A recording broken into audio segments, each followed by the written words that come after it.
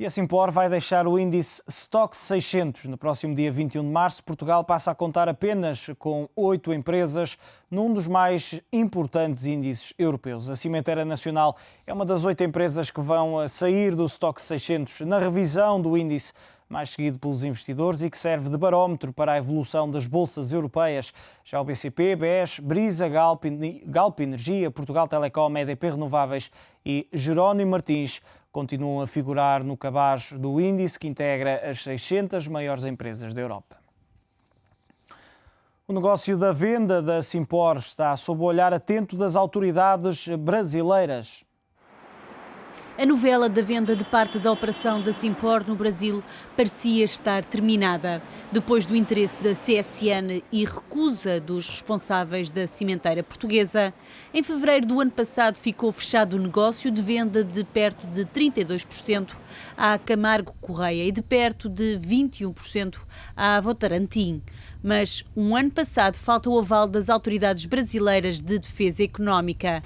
Veio agora o governo brasileiro dizer que teme que os negócios de venda da Simpor ponham em causa a concorrência no mercado cimenteiro, pois com esta operação as duas empresas vão dominar em pelo menos 14 estados brasileiros, onde já detêm mais de 20% da cota de mercado. Pediu por isso o Ministério da Fazenda no Brasil que a Autoridade de Defesa da Concorrência imponha restrições ao negócio. Sugere que a Camargo e a Votorantim vendam as fábricas que têm no país se quiserem manter as participações na Simpor, limitando-se as empresas a operar nos mercados internacionais. Outra solução apresentada pelo governo é que as três mantenham-se independentes no mercado doméstico e que adotem medidas de caráter societário.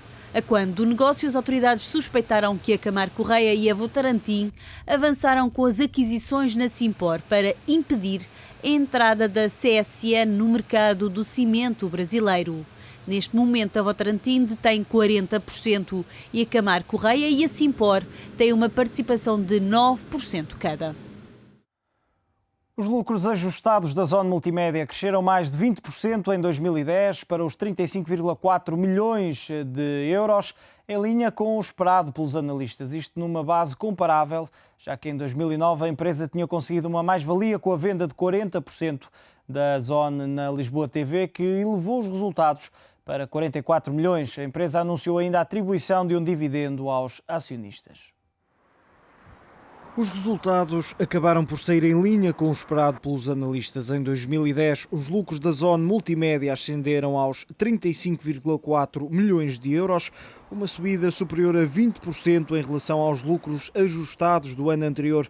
No entanto, se for considerada a mais-valia alcançada em 2009, com a venda da posição na SIC Notícias, os lucros recuaram 19,5%. A empresa, liderada por Rodrigo Costa, viu ainda os lucros ajustados avançarem 26% no quarto trimestre do ano passado para os 3,9 milhões. A Zone beneficiou também da melhoria dos indicadores operacionais, com as receitas a subirem 7,3% para os 872 milhões, enquanto o EBIT aumentou 15,2% para os 302 milhões de euros. Os clientes do chamado Triple Play, telefone fixo, televisão e internet, também aumentaram para os 55,2%. As contas positivas de 2010 vão levar ao pagamento de um dividendo de 16 cêntimos por ação, à semelhança do que aconteceu em 2009, o que corresponde a 140% dos lucros que a operadora alcançou no último ano. A Portugal Telecom apresenta as contas de 2010 amanhã, antes da abertura da Bolsa, e tudo indica que a operadora nacional vai apresentar um lucro recorde. De acordo com um grupo de analistas consultado pelo Económico, os lucros devem ascender aos 5.600 milhões de euros, um valor bem acima dos quase 685 milhões alcançados em 2009. Já as receitas devem ascender aos 3,7 milhões de euros, enquanto o EBITDA ficará nos 1.400 milhões. Esta diferença só é tão acentuada porque já está incluída a venda da participação na operadora brasileira Vivo. Pela venda da operadora, a Portugal Telecom já recebeu 5.500 dos 7.500 milhões de euros do negócio. Nos resultados do quarto trimestre, tudo indica que os números caíram, já que não incluem a Vivo. E voltamos à conversa em estúdio com o analista Paulo Santos.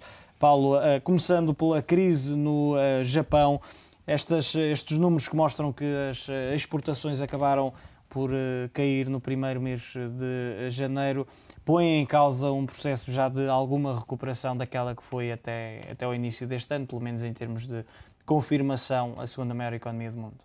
Em certa medida, o Japão nunca cresce muito porque tem uma questão demográfica em que a sua população está estagnada, o que lhe limita bastante o crescimento face, por exemplo, aos Estados Unidos. Por outro lado, esta questão das exportações para a China também levam em conta que muitos desses bens são bens de investimento. A China tem um boom de investimento muito grande. Aliás, a maior vulnerabilidade da China é o facto da sua economia ser tão baseada em investimento. E o investimento, por exemplo, pode ser 1.000 num ano, 1.000 no ano seguinte, e isso não implica crescimento nenhum em termos de quem vende esses bens de investimento, ou seja, é um tipo de venda que é sempre algo cíclico e não é muito estável. E o Japão está algo exposto a isso em relação à China. Acaba por não estar, neste caso, a China tão dependente de produtos necessariamente oriundos do Japão? Não está dependente a nível de... Está dependente a nível de bens de investimento, só que uma pequena baixa de um nível muito grande de investimento para o Japão implica logo uma baixa absoluta de vendas. Para a China é um investimento adicional, mas para o Japão implica uma baixa de vendas. Isto é uma coisa que existe nas indústrias, entre indústrias que vendem bens recorrentes, que uma pessoa tem que comprar recorrentemente, e indústrias que vendem capacidade de produção. As que vendem capacidade de produção, que neste caso é o Japão a vender para a China, são muito mais cíclicas, têm muito facilmente crises, porque se uma pessoa aumenta a capacidade de produção 1.000 este ano e 800 no ano seguinte, isso representa para quem vende a capacidade de produção uma quebra de 20%. Mesmo que estejamos sempre a acrescentar mais capacidade de produção.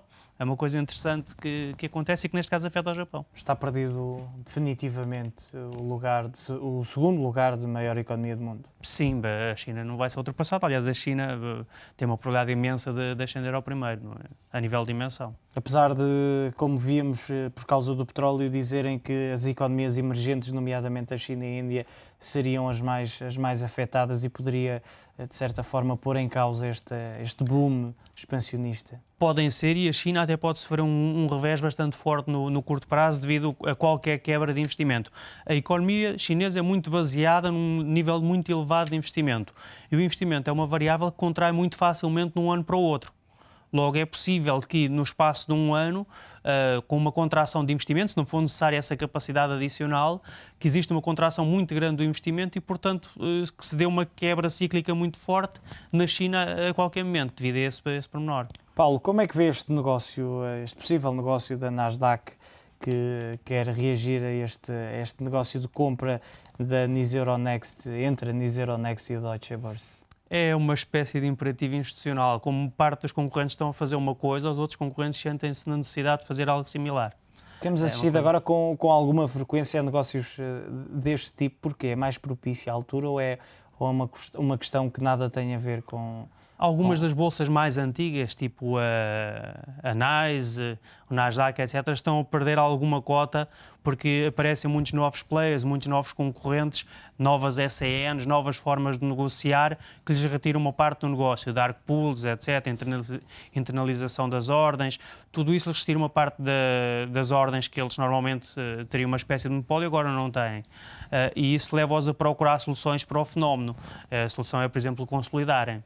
Olhando para as bolsas, mas para um índice que até agora incluía a Simpor e que agora deixa de incluir, a partir do dia 21 de março, a Simpor deixa de fazer parte do Stoxx 600, deixou de ser uma empresa com capacidade para representar ou para estar a negociar neste índice? Eu não vi a razão, mas imagino que tenha a ver ou com o baixo free float, que sempre foi baixo na Simpor, ou com baixa liquidez. Qualquer uma delas seria uma razão válida para ser substituída. Não é nenhuma opinião sobre a validade da empresa ou a qualidade da empresa que a leva a ser retirada. Ainda assim acaba por ser um sinal menos positivo para as empresas nacionais, porque a partir de agora vão ser 8 e não 9, é menos uma empresa, quando o objetivo certamente seria aumentar o número de empresas cotadas Pode no ser, Stoxx? acima de tudo, um sinal negativo para a própria Simpor, porque se existir muito capital indexado ao Eurostoxx 600, o que acontece é que a sua saída obriga esse capital a vender automaticamente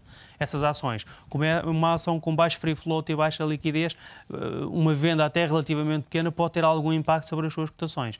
Eu não vi o que é que estava a ocorrer à Simpor hoje, mas é perfeitamente possível que isso venha a pressionar um pouco as cotações. Olhando ainda para a Simpor, o negócio da venda está sob o olhar atento das autoridades brasileiras. Isto depois do interesse da CSN, poderá haver aqui outras questões que possam levantar o interesse das autoridades? Questões que não sejam conhecidas, pelo menos do público. Penso que terá alguma coisa a ver com a concentração do mercado brasileiro, essa atenção das autoridades. A parte disso, não vejo grandes motivos. Paulo, muito obrigado. Okay. Paulo Santos, analista da XTV, com os destaques do dia nos mercados.